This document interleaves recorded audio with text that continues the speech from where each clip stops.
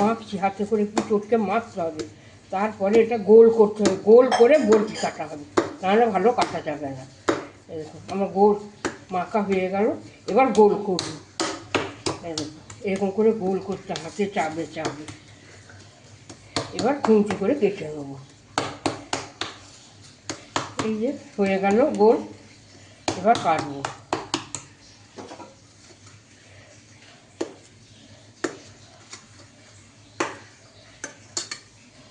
আবার এই দেখুন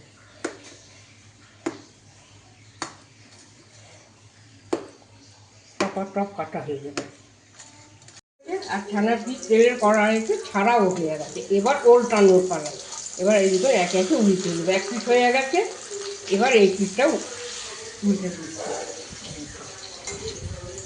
এখন ওল্টাতে থাকবে, তারপরে তুলে দিই। একটু বাড়িয়ে দিলাম, গ্যাসটা কমানো ছিল। রেসিপিটা কী করবো আবার পরে দেখিয়ে দেবো। এখন ভাজছি ছানাগুলো।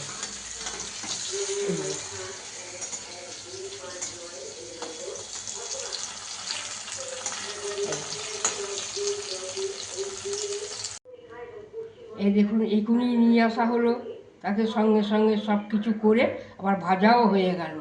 রেসিপিটা কখন কী দিয়ে করব সেটা আবার পরে দেখাবো, কিন্তু হাতের কাজ আছে, কাজ সেরে রাখ চটপট করে না। আলু পটলের ছানার ডালনা করছি, কিরকম কালার হয়েছে দেখছেন তো। রান্না যারা করতে ভালোবাসে তাদের তরকারি কালার কিন্তু এইরকম ধারাই হয়। মনোযোগ দিয়ে রান্না করলে রান্নার টেস্টি আসে, ভালোবাসা দিয়ে রান্না করলে রান্নার ভালো হয়। আমারও সেই রকম, আমি রান্না করি খুব ভালোবাসা দিয়েই করি, যার জন্য আমার এরকম কালার হয় আর এরকম খেতেও টেস্টি হয়। আপনারাও করবেন, আমাকে সাবস্ক্রাইব করবেন, দেখবেন আর লাইক করবেন, কমেন্ট করবেন।